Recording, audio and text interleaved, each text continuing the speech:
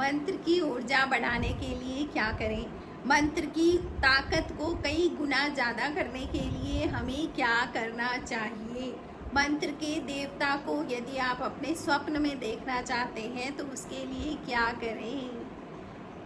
कुछ लोगों की बहुत ज़्यादा इस तरह की कंप्लेन होती है कि हम बहुत मंत्र जाप कर रहे हैं लेकिन हमें कुछ नहीं मिल रहा है, तो उनके लिए आज का ये मेरा वीडियो बहुत ही महत्वपूर्ण होने वाला है। दोस्तों, आपसे एक रिक्वेस्ट है कि आप वीडियो को पूरा देखें। आधा देख करके आपको आधी जानकारी होती है, पूरी जानकारी लें, पूरा वीडियो देखें। इस वीडियो में मैं बहुत अच्छे तरीके से ये समझाऊंगी कि मंत्र की ऊर्जा को कैसे बढ़ाना चाहिए। और यदि आप मंत्र की ऊर्जा को बढ़ाते हैं और आप सही ढंग से मंत्र जाप कर रहे हैं तो आप पितृ दोष, वास्तु दोष, ग्रह दोष और काल सर्प दोष जैसे दोष जो आप पे लगे होते हैं उन सब से छुटकारा पा सकते हो। जी हाँ दोस्तों, और ये छुटकारा सिर्फ और सिर्फ मंत्र जाप से, लेकिन उसका बिल्कुल सही तरीका आपको पता होना चाहिए। जय श्री राम दोस्तों, कैसे हैं आप सब लोग। दोस्तों, मैं भी ठीक हूँ। दोस्तों, रोज की तरह यदि आपको मेरा वीडियो पसंद आएगा तो मेरे चैनल को सब्सक्राइब करें। मेरे चैनल का नाम है अध्यात्म का विज्ञान। मेरे वीडियो को लाइक करें, कमेंट करें और शेयर भी करें ताकि जानकारी किसी और के काम भी आएगी। दोस्तों, मैं हमेशा कहती हूँ कि यदि सनातन में आपकी रुचि है और आप सच्चे सनातनी हो तो आप मंत्र जाप, माला जाप, ध्यान, साधना को कैसे छोड़ सकते हो, है ना। सनातनियों के पास तो यही एक पूंजी है ना जो हमारे ऋषि मुनियों ने हमको दी है।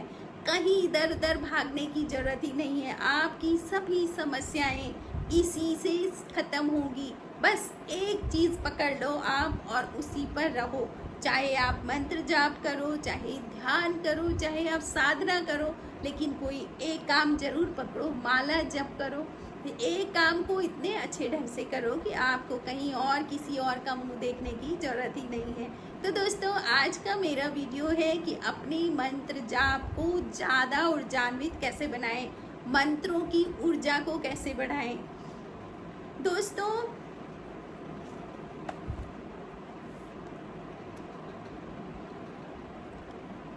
मंत्र की ऊर्जा को बढ़ाने के लिए जो आज मैं आपको काम बताऊंगी वो बस सप्ताह में एक बार करना है।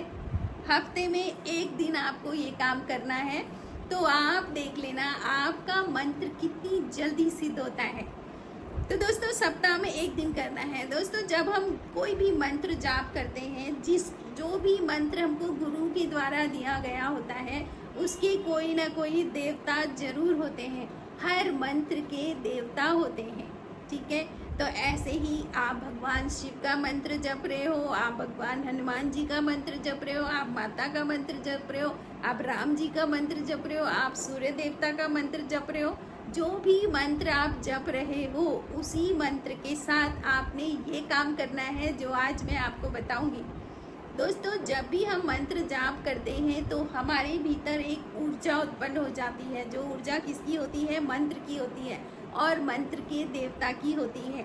उस ऊर्जा के कारण हमारे भीतर अजब गजब परिवर्तन होते हैं। दोस्तों, सबसे पहली बात तो आप असत्य का साथ कभी दे ही नहीं सकते हो। अगर आप मंत्र जाप कर रहे हो तो आपको कुछ सोचने की जरूरत ही नहीं है। वो मंत्र ही आपको उन जगहों से बचाता रहेगा जहाँ पर जा कर के आपकी ऊर्जा नीचे गिरने वाली है या आपके कर्म खराब होने वाले हैं, उनसे वो मंत्र पहले ही बचा देगा। आपको कुछ सोचने की जरूरत ही नहीं है। ये सब तब होता है जब मंत्र जाप से सिद्धि प्राप्त हो जाती है। तो दोस्तों, अपने मंत्र की ऊर्जा बढ़ाने के लिए आपने क्या करना है, तो आपने देनी है मंत्रों की आहुतियाँ। लेकिन ध्यान से सुनिए क्या है तरीका और कैसा है इसका तरीका। आपने अपने मंत्र को आहुति देनी है, मंत्र के देवता को भी आहुति देनी है। दोस्तों, इसके लिए आपने बाजार से कुछ सामान लाना है। आपने संविदा लानी है। संविदा जो आम की लकड़ी होती है, जो हवन में जो लकड़ी इस्तेमाल में आती है उसको संविदा कहते हैं। दोस्तों आपने संविदा लानी है और एक हो सके तो एक छोटा सा तांबे का हवन कुंड भी मिलता है बाजार में। ज़्यादा बड़ा भी ना लाएं, छोटा छोटा भी लेके आएं, आपका वो वाला काम उसमें भी हो जाएगा। तो वो हवन कुंड लाना है। दोस्तों आपने अपने आसन में बैठना है और सबसे पहले आपने मंत्र जाप करना है। आप जितना मंत्र जाप करते हो आप उतना मंत्र जाप करना है, ठीक है। संकल्प ले करके कि आज मैं अपने मंत्र के देवता को आहुति भी दूंगा।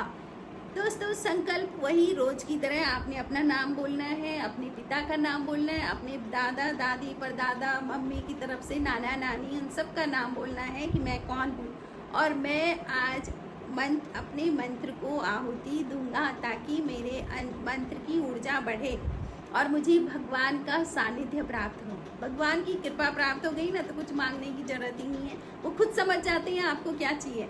तो ये आपने करना है। फिर दोस्तों आपने मंत्र जाप जब आपने पूरा कर लिया, फिर आपने संविदा लगानी है और फिर आपने लेनी है लौंग। संविदा जो आपने संविदा डालनी है उसमें लौंग लेनी है। उस लौंग को घी में डिप करना है। आपने 2 लौंग ली। सबसे पहली संविदा जैसे ही आपने उसमें अग्नि प्रज्वलित करनी है, संविदा लगाई है, फिर उसमें अग्नि प्रज्वलित करी, कपूर वगैरह जला करके अग्नि प्रज्वलित करी और फिर आपने उस अग्नि में आपने आहुतियाँ देनी है। देखिए कैसे। सबसे पहली आहुति आपने गणेश जी की देनी है, ओम गंग गणपतये नमः, और लास्ट में बोलना है स्वाहा। फिर आपने दूसरी आहुति में आपने अपने गुरुदेव का नाम मन ही मन में बोलना है, फिर मंत्र बोलना है और उस मंत्र बोलने के बाद आपने बोलना है स्वाहा। तो वो आहुति आपने उसमें देनी है। तीसरी आहुति देनी है आपने उस मंत्र की जिसको आप जप रहे हैं। आप एक हाथ में माला ले ली और 108 बार, जैसे एक बार स्वाहा गुरु मंत्र बोला, फिर बोला आपने स्वाहा, फिर आपने उस मंत्र की 108 आहुति देनी है और बाद में मंत्र बोलना है और फिर स्वाहा करना। क्या है, आपने लौंग घी में डिप करके प्रज्वलित अग्नि में डालते जाना है, स्वाहा स्वाहा। इस तरह से आपने आहुति देनी है मंत्र की। दोस्तों ये सब करने से आपका मंत्र ज़्यादा ऊर्जान्वित हो जाएगा और मंत्र से सिद्धि भी प्राप्त हो जाएगी और बहुत जल्दी हो जाएगी। दोस्तों आहुति सीधा सीधा देवता के पास जाती है और आपको पता ही होगा कि स्वाहा क्यों बोलना है। तो दोस्तों सूर्य देव की एक पत्नी है जिनका नाम स्वाहा है। तो जो भी आहुति हम देते हैं अग्नि में, जो भी समर्पित करते हैं, उनमें सूर्य देव की पत्नी को वो काम उन्होंने दे रखा है कि वो सारी चीज़ें ग्रहण करेगी और वो ग्रहण की हुई चीज़ें भगवान तक पहुंचाएगी।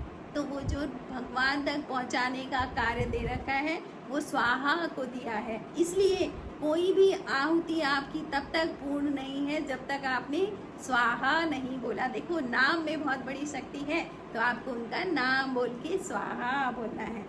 तो इस तरह से आपने 108 आहुतियाँ अपने मंत्र की देनी है और इस संविदा जलती हुई अग्नि में स्वाहा बोलते हुए तो आपका मंत्र बहुत ज़्यादा ऊर्जान्वित हो जाएगा। दोस्तों आप प्रश्न आता है कि ये सब कब करना है ना, ये भी हमारे पास प्रश्न आता है। मैंने कहा हफ्ते में 1 दिन करना है, लेकिन कब? तो दोस्तों अगर आपके पास शिव जी का मंत्र है, ओम नमः शिवाय है, आप वो मंत्र जाप करते हैं तो आपने सोमवार को ये करना है। अगर आपके पास हनुमान जी का मंत्र है तो आपने मंगलवार को करना है। और अगर आपके पास विष्णु भगवान का मंत्र है तो आपने बुध और बृहस्पति इन दोनों बार में से किसी एक दिन को करना है। अगर आपके पास देवी का मंत्र है, कोई भी देवी है, किसी भी देवी का मंत्र है, तो आपने शुक्रवार को ये आहुति देने वाला काम करना है। और यदि आपके पास हनुमान जी, शनि देवता, माता काली या इनका मंत्र है तो आपने ये सब करना है शनिवार वाले दिन। और यदि आप गायत्री मंत्र का कर रहे हैं तो आपने ये आहुति देने वाला काम इतवार को करना है, रविवार को करना है। तो इस तरह से आपने मंत्रों को आहुति देनी है और स्वाहा बोलते हुए लौंग और घी का।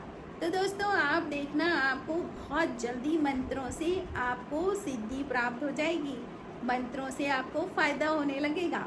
दोस्तों सबसे बड़ी निधि हमारे पास मंत्र हैं और इनको कभी ना भूलें। और कितना समय लगता है, आप दिन भर में अगर आप 1 घंटा निकाल रहे हैं तो 1 घंटा मंत्र जाप कर रहे हैं, तो वो समझ लो कि आप अपने कर्म को, जैसे एक लकड़ी काटने वाला किसी लकड़ी को काटने के लिए पहले अपनी काटने वाला हथियार तेज करता है ना, बस समझ लीजिए आप अपने कर्म को करने के लिए पहले हथियार को पहना कर रहे हो, तभी आपको किए गए कर्मों का बहुत जल्दी जल्दी रिजल्ट मिलता रहेगा और अच्छे परिणाम मिलेंगे। तो इतना करने में क्या जा रहा है, तो दोस्तों जरूर करें, अपने मंत्र जाप की ऊर्जा को बढ़ाएं। तो दोस्तों आपको वीडियो कैसे लगा आप कमेंट जरूर करें। Thank you for watching.